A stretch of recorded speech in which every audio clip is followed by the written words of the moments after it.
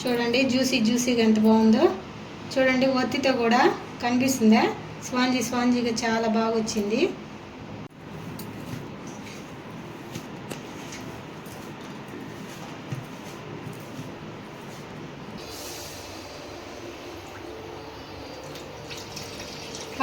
చూడండి మన రసగుల్లలు ఎట్లా ఉబ్బాయో. ఈ పాకాన్ని చెక్ చేసుకుంటూ ఉండాలి మనకి. హలో అండి, అందరూ ఎలా ఉన్నారు? బాగున్నారా? మీరందరూ బాగుండాలని మనస్ఫూర్తిగా కోరుకుంటున్నాను. ఈరోజైతే మన వీడియో వచ్చేసి రసగుల్లా అంటే డ్రై రసగుల్లా కాదు, జ్యూసీ రసగుల్లా. ఈరోజు నేను తయారు చేసే రెసిపీ ఖచ్చితంగా చూసి ట్రై చేయండి. మన వీడియో ఫస్ట్ టైం చూస్తుంటే సబ్స్క్రైబ్ చేసుకోండి, వీడియో పూర్తిగా చూడండి. వీడియో చూసేటప్పుడే లైక్ చేయండి, షేర్ చేయండి, సబ్స్క్రైబ్ చేయండి. ఇప్పుడైతే మనం వీడియో చేసేద్దాము. మనకైతే చాలా తక్కువ ఇంగ్రీడియంట్స్ అండి, చాలా ఈజీగా సింపుల్గా చేసుకోవచ్చు. టేస్ట్ మాత్రం అదిరిపోయిద్ది, ఒక్కసారి తిన్నారంటే మర్చిపోలేరు. ఎందుకంటే నేనైతే 1/2 లీటరు పాలు తీసుకున్నాను, పాల ప్యాకెట్. మనకి ఇంట్లో ఉన్న బర్రెపాలైనా తీసుకోవచ్చు, ఏ పాలతైనా వస్తుంది. ఇది చక్కెర అండి, మనం తీసుకోకపోయినా స్వీట్ తగ్గట్టు వేసుకుందాం. చేసేటప్పుడు కూడా చెప్తాను నేను. ఇదిగోండి ఒక సగం నిమ్మ దెబ్బ, ఈ రసం దాంట్లో వేసుకోవాలి. ఇప్పుడైతే మనం తయారు చేసేసుకుందాం. ఇదిగోండి ముందుగా అయితే నేను గిన్నె పెట్టి వేడి చేశాను. ఇప్పుడైతే పాలు పోసేద్దాం.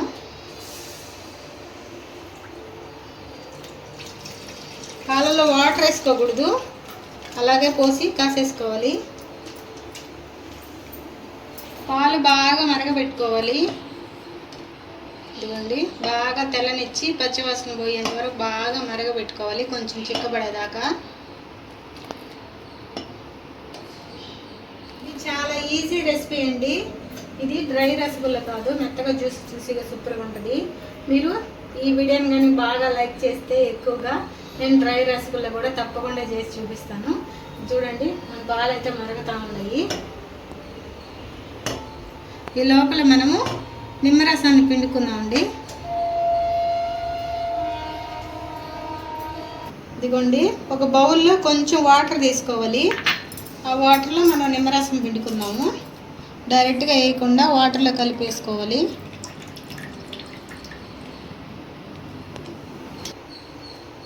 ఇదిగోండి ఇప్పుడు మనం పిండి పెట్టుకున్నాం కదా నిమ్మరసము, ఇప్పుడు దీన్ని అయితే వేసేసుకున్నాం పాలు విరగొట్టడానికి.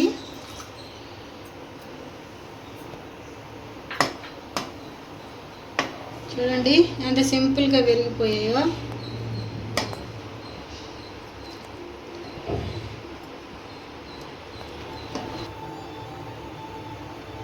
ఇదిగోండి ఒక గిన్నె తీసుకొని ఆ గిన్నెలో జల్లెడ లాంటిది పెట్టుకొని, మనం సిబ్బరేక అంటారు కదా బియ్యం వడకట్టేది, అలాంటిదైనా పెట్టుకోవచ్చు. ఇలా గుడ్డ పెట్టేసుకోవాలి. ఇప్పుడు దాన్ని దీంట్లో వడకట్టుకుందాము. ఇదిగోండి ప్రతి క్లాత్లోకి మొత్తం వడకట్టేసుకున్నాం.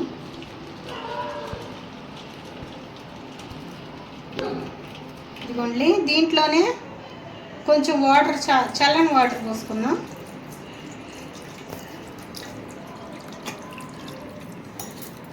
ఇప్పుడు దీన్ని గట్టిగా పిండేసుకున్నాం. ఇదిగోండి దీన్ని గట్టిగా పిండేసుకుందాం. ఎందుకంటే మనకి తక్కువ పాలు కాబట్టి తక్కువ వచ్చింది.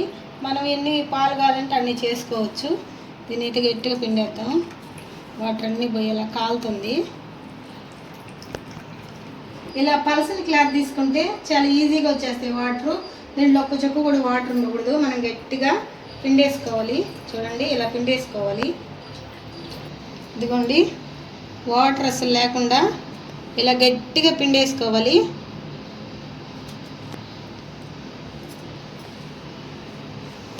ఇదిగోండి ఇప్పుడు దీన్ని అయితే బాగా మెత్తగా వచ్చేలా పిసికేసేయాలి.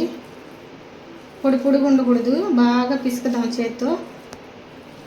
ఇది బాగా మెత్తగా పిసికేయాలండి. మనం చపాతీ పిండి కలిపేస్తాం కదా, అలాగా ఇట్లా అనుకుంటా.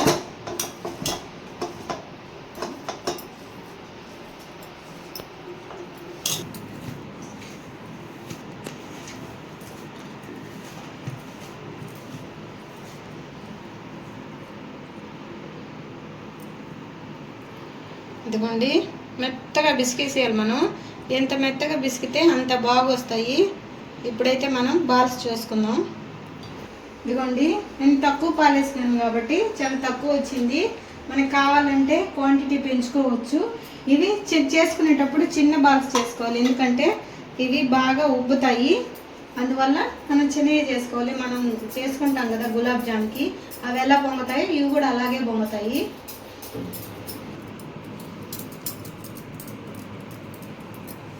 ఇదిగోండి, ఇలా మనం ఎంత మెత్తగా బిసికితే అంత బాగా వస్తాయండి బాల్స్.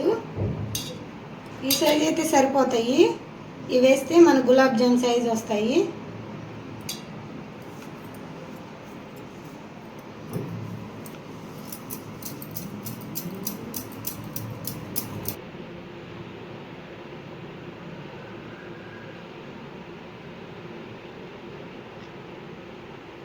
ఇదిగోండి, బాల్స్ అయితే చుట్టేసాను.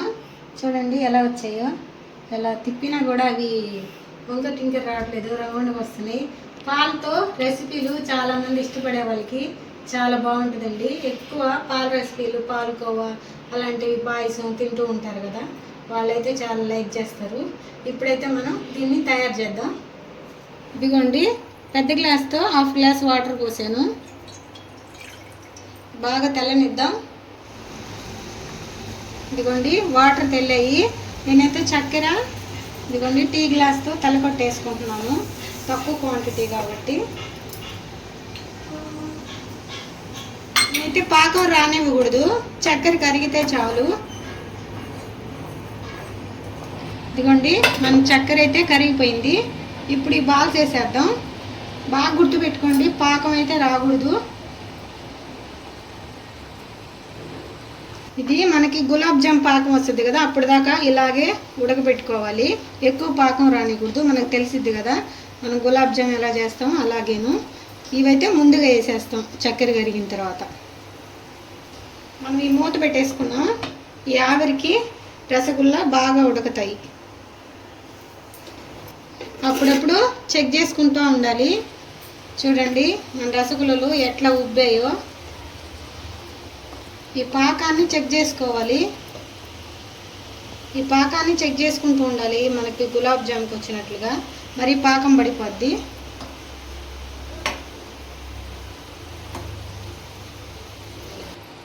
ఇదిగోండి, నేను తక్కువ రెసిపీ కాబట్టి ఒక్క యాలక దంచేస్తున్నాను స్మెల్ కోసం. మనదైతే రెడీ అయిపోయింది.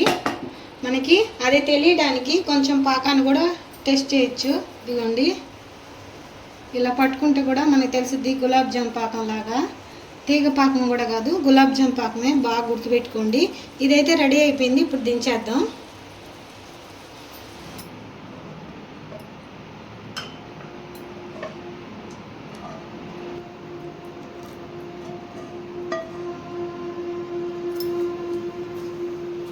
ఇదిగోండి, మన రసగుల్లా ఎలా వచ్చిందో చూడండి. జ్యూసీగా ఎంత బాగుందో చూడండి. ఒత్తితో కూడా కనిపిస్తుందా, స్పాంజీగా చాలా బాగా వచ్చింది.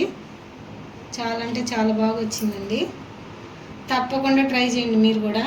చూసారు కదండి, మన జ్యూసీ రసగుల్లా చాలా సింపుల్గా ఈజీగా రెడీ అయిపోయింది. ఇంట్లో తప్పకుండా చేసుకోండి. ఎట్లయినా మనం ఇంట్లో చేసుకొని మన పిల్లలకి మన ఇంట్లో వాళ్ళు తింటే ఆ ఆనందమే వేరు కదా. తప్పకుండా దీనికి ఎక్కువ లెక్కిస్తే నేను డ్రై రసగుల్లా కూడా చేసి చూపిస్తాను మీకు. ఇదైతే మీకు నచ్చినట్లయితే లైక్ చేయండి, షేర్ చేయండి, సబ్స్క్రైబ్ చేయండి. ఉంటానండి, బాయ్.